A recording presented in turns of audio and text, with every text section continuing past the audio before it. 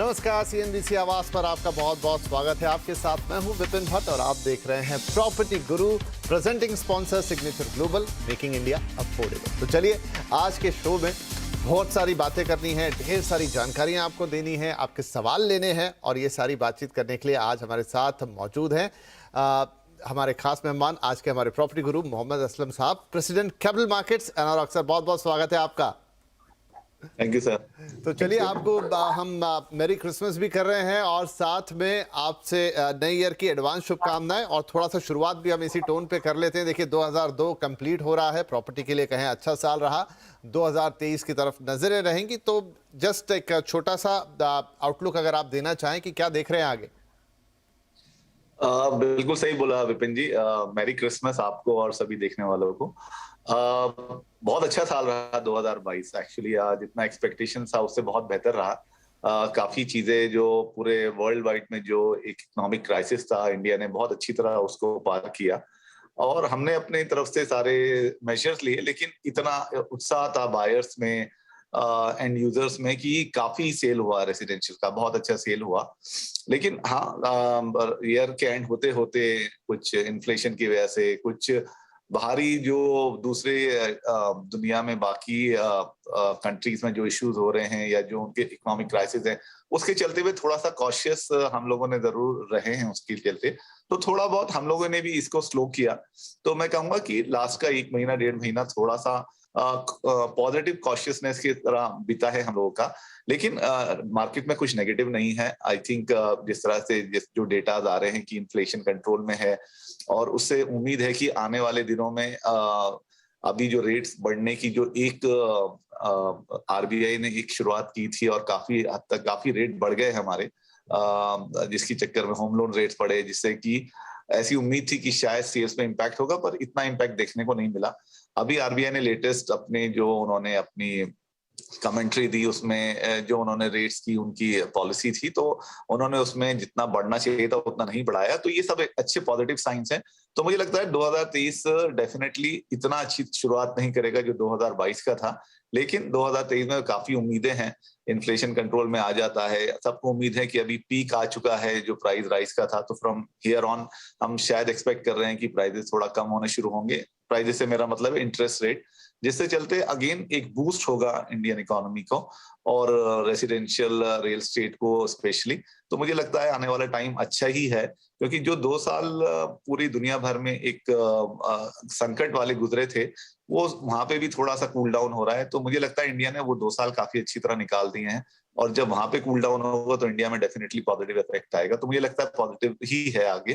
तो उसको positive attitude के साथ ही हमें देखना चाहिए, और डेवलपर्स और बायर्स दोनों को एक पॉजिटिव अप्रोच रखना चाहिए ओवरऑल इसमें। चलिए, बढ़िया है। तो 2023 के लिए उम्मीद के साथ देखेंगे हम प्रॉपर्टी बाजार को। उम्मीद जता रहे हैं यहाँ पर असलम साहब की चीजें बेहतर होती हुई नजर आएंगी। ऑलरेडी 2022 को हमने एक अच्छा टर्न अराउंड ईयर के तौर पे देखा है रियल एस्टेट की, जहां तक बात है। चलिए, तो सवाल जवाब का सिलसिला शुरू करते हैं। हमारे पहले कॉलर हमारे साथ जुड़ गए हैं, आशीष जी चंडीगढ़ से कॉल कर रहे हैं। आशीष जी, बहुत स्वागत है आपका। क्या पूछना चाहेंगे आप? पहले तो आपको बहुत बहुत शुभकामनाएं। धन्यवाद, आपको भी। मेरा क्वेश्चन ये कि मैंने बैंगलोर में 3 BHK फ्लैट लिया था 2008 में 48 लाख का। ओके।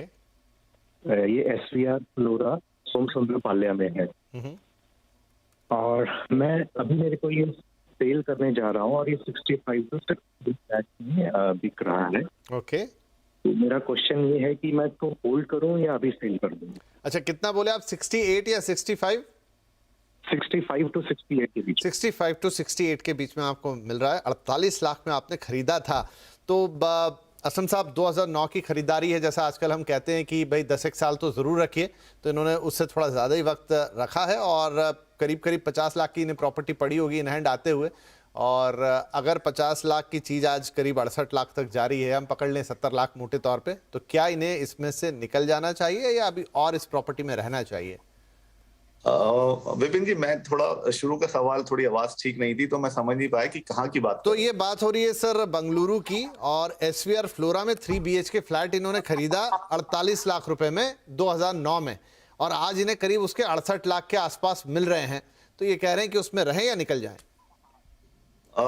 आई थिंक जो लोकेशन उन्होंने बताया और एसबीआर फ्लोरा जिस एरिया में है, तो मुझे लगता है कि उस एरिया में एक्चुअली जो मैक्सिमम रेंज हम देख रहे हैं वो अराउंड 65 के एवरेज है, आप देख सकते हैं। तो मुझे लगता है इनको 68 लाख एक अच्छा भाव मिल रहा है, क्योंकि वो जो लोकेशन है एक्चुअली इतनी ज्यादा डेवलप नहीं है, पर उसकी कनेक्टिविटी अच्छी है। 68 के बीच का है, अलग अलग लोगों से बात हुई होगी, तो 65 से 68 की रेंज है। हाँ, तो वही मैं कह रहा हूँ। तो आई थिंक 65 जो एवरेज हमें मालूम है वो है, और अगर उनको 68 मिल रहा है तो एक अच्छा प्राइस है। क्योंकि वो लोकेशन जो है उसमें अभी जितना अप्रिसिएशन होना था स्पेशली एसबीआर फ्लोरा में वो हो गया है, तो यहाँ से मुझे नहीं लगता कि उससे आगे प्राइसेस बढ़ेंगे। सिटी के पास है एरिया, सो मुझे लगता है कि अभी वहाँ और जो प्रोजेक्ट्स आ रहे हैं उसमें डिमांड ज्यादा होगी। तो अगर इनको आपने बिल्कुल सही बोला, 2009 से लिया है, इन्होंने एक अच्छा टाइम गुजारा है उसमें, क्योंकि थोड़ा सा आउटस्कर्ट्स में एरिया है, थोड़ा कनेक्टिविटी मेन बेंगलुरु से दूर है, तो प्राइस इतने नहीं बढ़े जितने बढ़ने चाहिए थे। लेकिन फिर भी 48 पे अगर उनको 68 मिल रहा है तो एक अच्छा भाव है। अगर उनको सामने कोई अच्छी प्रॉपर्टी मिल रही है तो डेफिनेटली उनको निकल जाना चाहिए, एक अच्छा उनको अप्रिसिएशन मिल चुका है। चलिए, तो आशीष जी, एक अच्छा अप्रिसिएशन आपके हाथों में है, and if you some plans तो बिल्कुल निकल जाइए, कोई दिक्कत नहीं। एवरेज भाव आपने बिल्कुल सही, आपको जो डील मिल रही है 65 से 68 के बीच में, अगर अपर साइड में 68 मिल जाता है तो क्या बात है, और अगर 65 के आसपास या उस रेंज में जाता है तो कोई बुराई नहीं है कि आप उससे निकलें और फिर किसी नई प्रॉपर्टी में अगर आप निवेश करना चाहते हैं तो उसकी तरफ देखें। तो चलिए, काफ़ी क्लियर सा जवाब यहाँ पर क्या करना है आपको। और अब हमारे अगले कॉलर मोहित वालिया साहब भी फोन लाइन पर आ गए हैं, राजधानी दिल्ली से हमें कॉल कर रहे हैं। मोहित जी, बहुत स्वागत है आपका, क्या मदद कर सकते हैं आज आपकी? Good afternoon, sir. Actually, I'm looking for one residential plot here in Gurgaon, Okay, Gurugram. So can you please suggest that मेरा बजट जो है 80 लाख to 1 करोड़ के बीच में। ओके, और क्या साइज आप देख रहे हैं मोहित साहब? बजट इतना है, क्या साइज का प्लॉट देख रहे हैं? 100 गज between 125 गज। ठीक है, 80 लाख से 1 करोड़ तक का बजट है, ठीक है, और गुरुग्राम में प्लॉट आपको चाहिए 100 से 125 गज के आसपास का। तो सर, क्या राय रहेगी इनके लिए? ये जो बजट में प्लॉट देख रहे हैं गुरुग्राम के अंदर, क्या उतनी प्लॉटिंग और उस प्राइस रेंज में अवेलेबिलिटी है वहां पर? नहीं, बिल्कुल। देखिए, गुरुग्राम एक ऐसा एरिया है जहाँ पे लैंड की कोई कमी नहीं है। हाँ, डेफिनेटली प्लॉटिंग के लिए अभी नए नए एरियाज निकल के आए हैं, कुछ प्राइम एरियाज बन गए हैं जहाँ पे प्लॉटिंग काफी महंगी है। लेकिन पूरे इंडिया में आई थिंक गुरुग्राम एक ऐसा एरिया है कि जहाँ पर आपका जो एक आप एंजॉय कर सकते हैं अपना ओन प्लॉट लेके, उस पर अगर अपना बंगलो अगर आप बनाने का प्लान कर रहे हैं, और साथ साथ आपको बाकी सब फैसिलिटीज भी आसपास हैं, लाइक आपके आईटी पास हैं, या जो एक सिटी का इंफ्रास्ट्रक्चर होता है वो भी आप एंजॉय कर सकते हैं। तो गुरुग्राम, पुणे, ये सब सिटीज हैं जो काफी इसमें आगे हैं, और वहां पे ये प्लॉटिंग काफी चलता है और काफी सक्सेसफुल भी है। आई थिंक इनका एक अच्छा बजट है।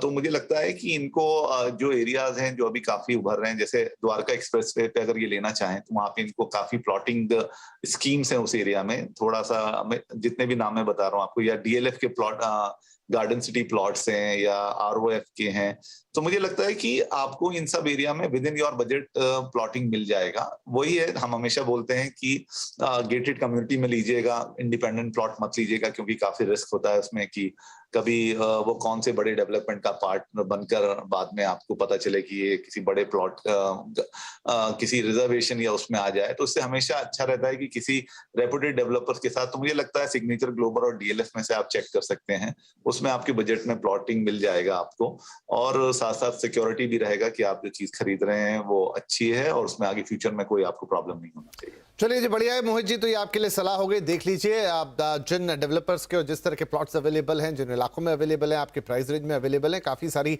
ऑप्शंस रहेंगे आपके पास गुरुग्राम में प्लॉटिंग के लिए। All the best for your deal, हमारी तरफ से बहुत शुभकामनाएं आपको। ठीक है जी, इसी के साथ वक्त हो गया छोटे से ब्रेक का, लेकिन ब्रेक के उस पार कुछ और सवाल होंगे और ढेर सारी बातें, रियल एस्टेट तक क्या ताज़ा हाल, सब कुछ छोटा सा ब्रेक।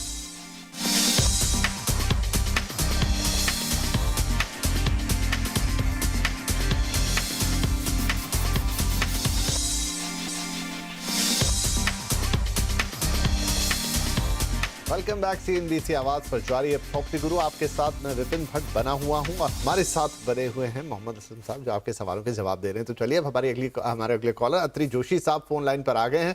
आप भी राजधानी दिल्ली से कॉल कर रहे हैं। जोशी जी, बहुत स्वागत है आपका, क्या पूछना चाहेंगे आज? बहुत बहुत धन्यवाद सर। सर, मेरा क्वेश्चन ये है कि मैंने 10 साल पहले 2012 में मैंने एक प्रॉपर्टी खरीदी थी, फरीदाबाद सेक्टर 70, जिसको नहर पार बोलते हैं। कॉस्टिंग मेरी उसके अंदर सब कुछ मिलाकर के 42 लाख के आसपास आई थी। ठीक है जी। उसके अलावा एक 10 इयर्स का लोन भी चला था, जिसका इंटरेस्ट अलग है। और आज उस प्रॉपर्टी की मार्केट वैल्यू 33 लाख है। ओके। प्रॉपर्टी है Ansal pivotal royal heritage sector 70 Faridabad. तो सर क्वेश्चन मेरा ये है कि इसके अंदर आगे कुछ एप्रिसिएशन के चांसेस हैं या कोई ज्यादा चांसेस नहीं हैं? अच्छा सवाल है आपका। एक जमाने में हमने फरीदाबाद और उसका नहर पार इलाका, इस पे ढेर सारी बातें की हैं असलम साहब। दुर्भाग्य की बात है कि ये तभी से थोड़ी सी दिक्कतों में रहता था। ओवर सप्लाई की सिचुएशन थी, बड़े लैंड पार्सल्स थे, बहुत सारे खाली स्ट्रक्चर खड़े थे। और आज भी इनके सवाल से लग रहा है कि सिचुएशन ज़्यादा सुधरी नहीं है। मतलब पैसे ज़्यादा दिए हैं और आज प्रॉपर्टी की वैल्यू कम है। इसके कम उदाहरण देखने को मिलेंगे हिंदुस्तान में, और वो भी पिछले 2 साल के फेस को देखने के बाद। लेकिन अब जो है वो है, क्या करना चाहिए इनको कि इनको यहाँ पे लॉस काटते हुए निकल जाना चाहिए इससे, या कोई उम्मीद है कि थोड़ा और रख लें? 10-12 साल तो हो गए, लेकिन थोड़ा और रख लें तो शायद कुछ इनका भाव मिल जाए इनको जितने पे ली थी। सर वही है, मुझे काफी अफसोस है कि उनको 2012 में उन्होंने प्रॉपर्टी खरीदा, क्योंकि वो 2012 में जो वापस एक लहर आई थी एनसीआर के लिए, वो एक्चुअली एंड ही था। और शायद उन्होंने लास्ट जब फेज में जब वो एंड हो रहा था उस टाइम बाय किया है वो। डेफिनेटली हम लोगों ने काफी बात की है नहर पार के इलाके, और बहुत प्रॉमिसिंग था। लेकिन पूरा एनसीआर जो लास्ट 10 इयर्स में नहीं परफॉर्म किया। इनफैक्ट काफी रीजंस हैं, उसको सभी जानते हैं, उसमें दोबारा बोलने की जरूरत नहीं है। तो वो चलते हुए आई थिंक इस पूरे एनसीआर में फरीदाबाद एक ऐसा एरिया है जो सबसे ज्यादा मार खाया। और उसमें आप एरिया फरीदाबाद के अंदर बात कर रहे हैं तो नहर पार का एरिया है। बिल्कुल मैं इनकी बात से बिल्कुल इत्तेफाक रखता हूं कि इनको जो प्राइस इन्होंने लिया है वो प्राइस उनको अभी नहीं मिलने वाला है। जो उम्मीद है, आपने बिल्कुल सही बोला कि पिछले 2 साल में भी अगर वो प्राइस नहीं बढ़ा है तो मुझे नहीं उम्मीद है कि वो आगे आपका प्राइस बढ़ेगा, क्योंकि रीजन है कि काफी अभी भी सप्लाई है फरीदाबाद में। और इसके बावजूद वहां पे जो पुरानी बिल्डिंग्स हैं उसके अलावा भी नए प्रोजेक्ट्स अभी भी आ रहे हैं। तो जो पुरानी बिल्डिंग्स हैं उनके लिए अभी भी डिमांड जितनी होगी वो स्लो होती चली जाएगी या कम होती चली जाएगी। तो मेरा आपको व्यू इसी में है कि कोशिश कीजिए कि जो प्राइस मिल रहा है उसे थोड़ा बेहतर आपको प्राइस मिल जाए, तो आप उसमें मुझे लगता है लॉस लेके निकल जाना चाहिए। और किसी अच्छे एरिया में जो अच्छा कर रहे हैं, नोएडा एक्सटेंशन या ग्रेटर नोएडा में, और जहाँ पे डिमांड है अभी भी, थोड़ा सा आप रिसर्च करके भी देखेंगे तो अभी भी इन एरियाज में डिमांड है, उस जगह आप अगर इन्वेस्ट करें तो आपका लॉस कुछ रिकवर हो सकता है। इधर तो मेरी सलाह यही होगी कि आपको उम्मीद नहीं रखनी चाहिए कि कुछ प्राइस बढ़ने वाले हैं आगे फ्यूचर में। चलिए, तो जोशी साहब अफसोस की बात तो है, लेकिन मुश्किल है। पूरा सिचुएशन, पूरा सिनारियो आपको असलम साहब ने समझा दिया। तो अब बेटर यही है कि जितना लॉस है वो भी काट के निकल के अपने पैसे को निकाला जाए और किसी ऐसी जगह इन्वेस्ट किया जाए जहां पर अगले कुछ सालों में आपको एक अच्छा रिटर्न मिल जाए, बजाय इसके कि आप यहाँ पे इंतजार करें कि किसी दिन वो भाव आएगा जब हमने खरीदी थी। तो ये भी एक क्लियर कट सलाह है, इसमें शायद ज़्यादा सोच विचार की जरूरत नहीं है। एक अच्छी प्रॉपर्टी दूसरी जगह देखिए, आप उसके लिए हमें फिर से लिख सकते हैं, लेकिन इससे तो अब आपको निकल जाना बेहतर है, जो भी बेस्ट प्राइस आपको मिल जाए आज की तारीख में। तो चलिए, ये सलाह हो गई जोशी जी के लिए। अगले कॉलर है हमारे विजय कुमार मल्होत्रा, नोएडा से हमें कॉल कर रहे हैं। विजय साहब, बहुत स्वागत है आपका, बताइए क्या पूछना चाहेंगे। हेलो विजय जी, आप मुझे सुन पा रहे हैं? यस जी जी, बताएं सर आपका सवाल। भारत तेरा सेक्टर 137 नोएडा में मेरा 2 का फ्लैट है, 2 BHK का। जी सर। हेलो। हाँ हाँ, बोलिए बोलिए, सुन रहे हैं हम। तो I just wanted to have your idea what will be the future progress in this project. ठीक है जी। पारस्ट एरिया असलम साहब, सेक्टर 137 नोएडा, और 2 BHK इनके पास है, करीब 1000 स्क्वायर फीट का। 2015 का पोजीशन है इनके पास। तो अब ये 3800 रुपये पर स्क्वायर फीट के भाव पे इन्होंने लिया था। ये थोड़ा फ्यूचर जानना चाहते हैं, थोड़ा ये सवाल इसमें ये भी है कि क्या मतलब आज 6-7 साल हो गए हैं, इसे रखें, बेचें, निकल जाएं, क्या करें? आज ज्यादा वही क्वेश्चन आ रहे हैं कि आप बेचना है, आपने अच्छा टाइम स्पेंड किया एक प्रॉपर्टी खरीदने के बाद, जो हमेशा बात करते हैं हम लोग की 7 to 10 ईयर्स का आपको होराइजन रखना है। लेकिन अनफॉर्चुनेटली वो क्वेश्चंस आ रहे हैं ज्यादातर जहां पर हम लोग प्राइस अप्रेशिएशन नहीं हुआ है या एरिया डेवलप नहीं हुआ है। सो 137 भी अच्छा एरिया है, लेकिन अभी उसमें डेवलपमेंट की काफी गुंजाइश है, वो अभी और डेवलप हो रहा है और उसके चलते हुए उनका प्राइस डेफिनेटली 3800 से तो ज्यादा ही है, तो उनको अच्छा प्राइस मिलेगा। लेकिन इसमें अगर वो मेरी सलाह लें और अगर उनको इस टाइम कोई रिक्वायरमेंट नहीं है पैसे की या उनको किसी और चीज की नहीं है, तो उनको थोड़ा होल्ड करना चाहिए। मुझे लगता है 2 साल या 3 साल अगर वो और होल्ड करेंगे तो प्राइस उनको और अच्छा मिल जाएगा, अभी भी उनका लॉस नहीं होगा। लेकिन जिस तरह से अभी हमने देखा एनसीआर में ज्यादातर इन्वेंट्री सारी सेल हो गई है और काफी कंसोलिडेशन हुआ है, तो मुझे लगता है कि यहाँ से उनके प्राइस एप्रिसिएशन और बढ़ने की चांसेस हैं। इसके अलावा 137 अपने आप में भी काफी डेवलप हो रहा है, तो उसमें भी जो रिटेल इंफ्रास्ट्रक्चर है, जो कनेक्टिविटी है, वो ऑलरेडी इन प्लेस है, लेकिन और रिटेल इंफ्रास्ट्रक्चर आने की तैयारी हो रही है। तो मुझे लगता है सारी चीजें पॉजिटिव है अबाउट 137। तो थोड़ा अगर रुक जाएंगे तो अच्छा रहेगा, लेकिन डिसीजन उसी बेसिस पे लेना है कि अगर रिक्वायरमेंट है तो अभी निकल जाइए, कोई इशू नहीं है, आपको लॉस नहीं होगा, लेकिन अगर रुक सकते हैं तो उससे ज्यादा प्रॉफिट होता है। चलिए, तो ये सलाह हो गई। एक और यहाँ पर कि क्या प्रॉपर्टी में रहें या निकल जाएं, जैसा असलम साहब कह रहे थे कि थोड़ा सा आज सवाल के रुख कुछ वैसे हैं जहाँ प्रॉपर्टीज़ बहुत अच्छा नहीं कर रही, लेकिन कुछ इलाके होते हैं जिनके होराइजन पीरियड थोड़े बड़े होते हैं, ओवर सप्लाइड होते हैं, और ऐसे इलाके दिल्ली एनसीआर में भरपूर हैं, तो वहाँ पर इस तरह की सिचुएशन आ सकती है जो हमने 2 सवालों में देखी। लेकिन फिर भी एक साफ और सटीक सलाह। और यहाँ पर वक्त एक छोटे से ब्रेक का, लेकिन ब्रेक के बाद कुछ और सवाल।